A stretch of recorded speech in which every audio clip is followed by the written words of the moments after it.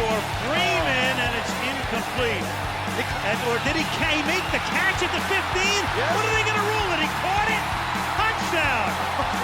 He did what? In the end zone, it is caught for the win! Richard Rodgers with a walk-off touchdown. Total disbelief at Ford Field. Rushes on, has time. Looking, throws, middle, yes. Got it there! Breaking free to the 50. He may go all the way to the 20 down the right side. And there's Randall Cobb to the 5, to the end zone, to the touchdown. Oh my goodness!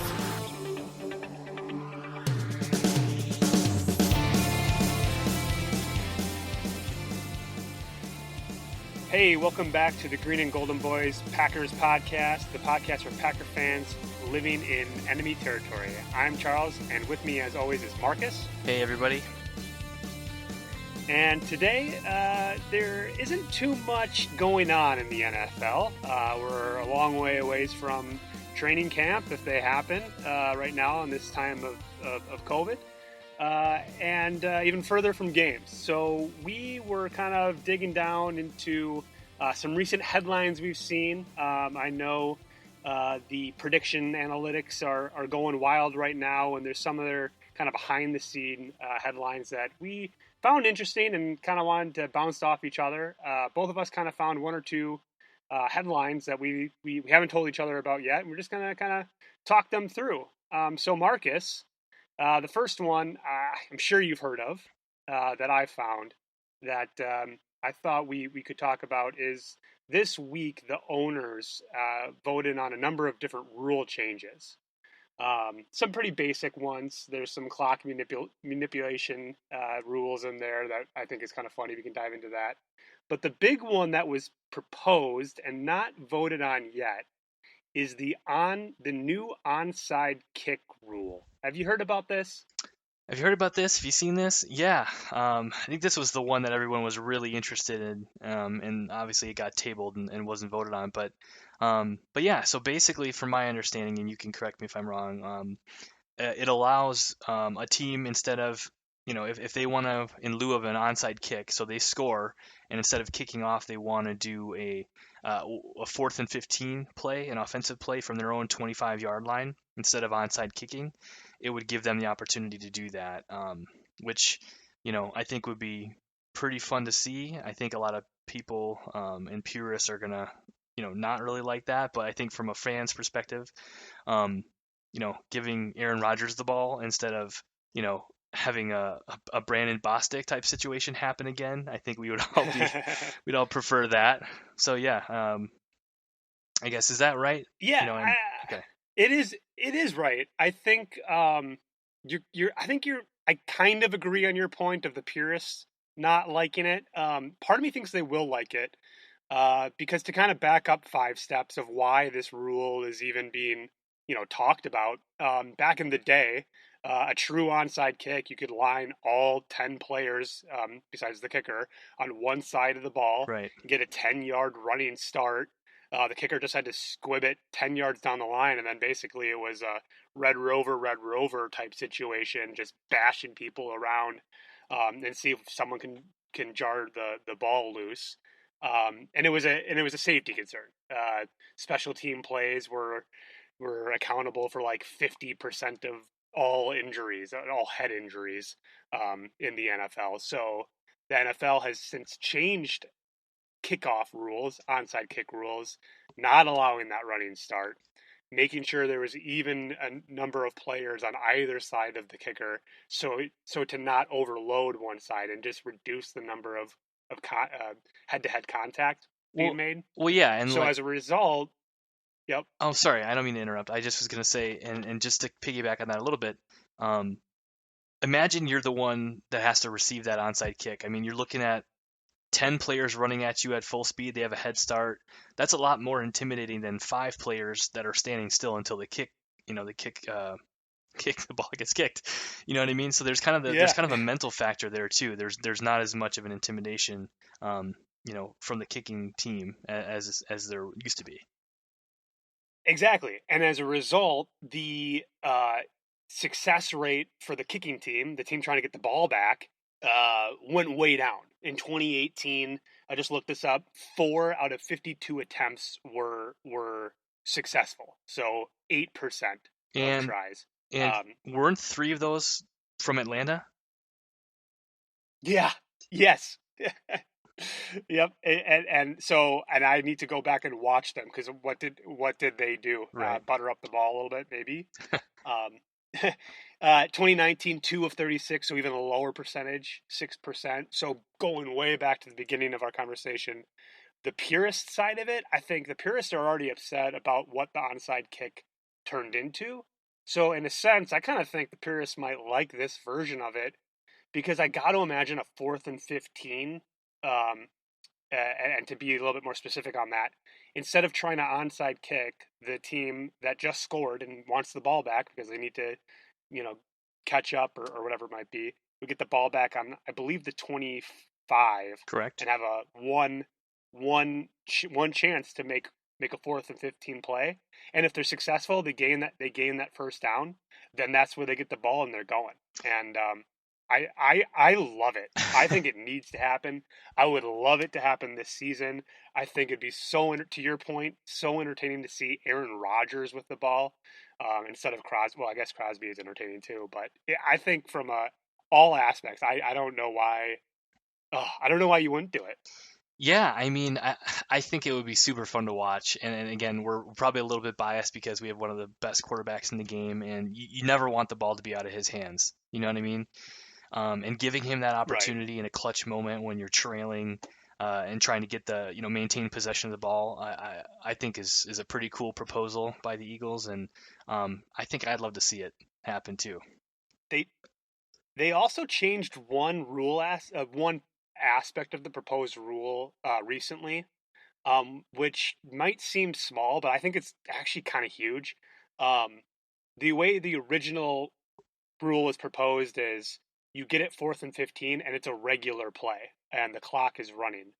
The NFL actually went back and tweaked the rule and said actually it's going to be a dead clock, if you will, play where that 4th and 15 is not timed. At So all. that could be at all. So it could be a very interesting situation where you're down by 2 scores, there's a minute and a half left, and that 4th and 15 onside kick play takes 50 yards and it's successful. And you actually didn't waste any of your, any of that time. And if you score again, you still got clock left. And I just think that adds another cool element to the whole proposal. That is very cool. So this probably sounds like a dumb question, but if you were to score on that 4th and 15 play, that score stands. It doesn't just, you don't just get the first down and then, start a new possession, the right? score stands. Okay. The way the rule's written, the proposed rule is written now, it's a play. It's your ball, and if you gain 8 yards, the other team gets the ball right there because you didn't make that 15 yards. Okay. If you gain 16 yards, now it's 1st and 10 again. So I love it. I think it's the most fair, because 4th and 15, from a statistics standpoint, isn't great either. But I just think you're going to see a higher success rate and a higher attempt rate because people just weren't even trying. I mean, you saw it when they made the rule change. I mean, it was something like 60-something onside kicks a couple years ago, down to 52 in 2018, down to 36 in 2019. Obviously, that has a lot to depend on how games played out, but that's just clear that teams thought, well, I have a better chance kicking it deep and trying to force some kind of 3 and out rather than doing the gutsy onside kick play. Mm-hmm. For sure. Do you have any other? Yeah. I was gonna say, do you want to talk about the other things that did get voted on, those rule changes that have been made at all, or? Yeah, there's one, there's several. There's one that kind of was in the news a little bit ago, that it's just basically scrapping the test, the test rule from last year, the pass interference, the reviewable pass interference, and I don't really want to go deep into the rules, technical as we just did with the onside kick, but I guess we haven't really talked about your overall feeling on what that did to the game last year, of reviewing the offensive defensive pass interference of all last year. Yeah, I guess we haven't really talked about that. I'm not sure I'm prepared to talk about that, but I think I think it's probably it was the right move to make. I mean, obviously that cost New Orleans a trip to the Super Bowl essentially. Um, you know what I mean? So I think it had to be done, and I think as long as referees are consistent, then it's probably going to work out for the best, personally. But Yeah. Yeah, I agree. It was probably an overcorrection, but that it had to be done. I like the concept of it. They obviously did it just like every other major rule we've seen in the last couple of years, like the roughing the passer rules from 3 years ago. It was overly enforced in the first couple of weeks, and then it was almost impossible to get enforced later on. You never want to be in the position where you're dictating games. As a Packer fan, that first game against the Vikings last year, I'm pretty confident that we outplayed them and would have won no matter what. But it's Vikings fans are way too quick to say, "Oh, that stupid down the field pass interference call cost us the game." right, In that first matchup last year. was that the one against But I Dalvin think Cook? it is. Yep, Okay. exactly, and it took away their touchdown. But I do think it's kind of corrected by a rule that they're testing out this preseason, and maybe you were referring to this earlier, but this preseason, I don't know if you saw this. They're going to test out um, the ref in the sky concept, where you just are always having eyes in the skies for potential penalties, and can be quickly confirmed by the official on the field. I've always liked that idea. I've liked that idea more. Like take away more replay reviews and just add more camera judges. And Yeah, if they can't make the call in real time, maybe a second replay in real time as well, if they agree with the decision on the field, just let it go.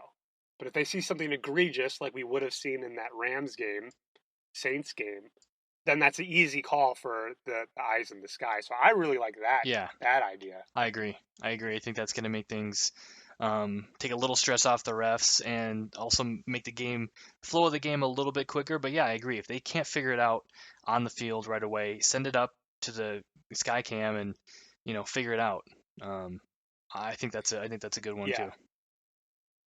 As long as there's language in there, like I just said, I made that up, but like as long as there's some kind of language in there, like you can watch the replay twice or something to that extent. If we all of a sudden have another official that can do the slow, you know, frame by frame replay, and we're looking at more things like that now, then I hate it.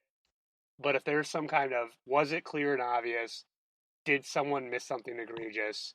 Let's just do it. Let's fix it. Let's get it right and move on. Right.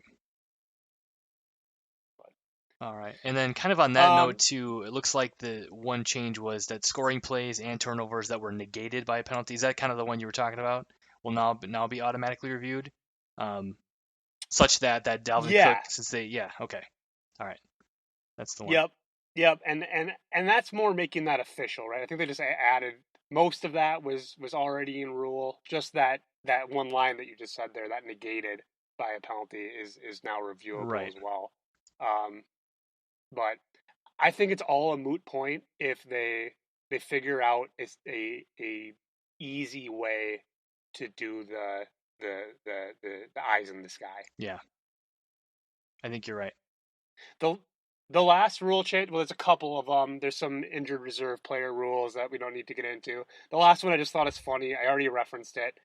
Bill Belichick a couple times last year had some clock manipulation techniques. Right. When he was ahead by a lot, he intentionally got penalties to move his punt further and further back, intentionally running the play clock down to 0, just to waste time, because the actual game clock would also be running during all these kind of fake penalties. And they basically just said, okay, stop that.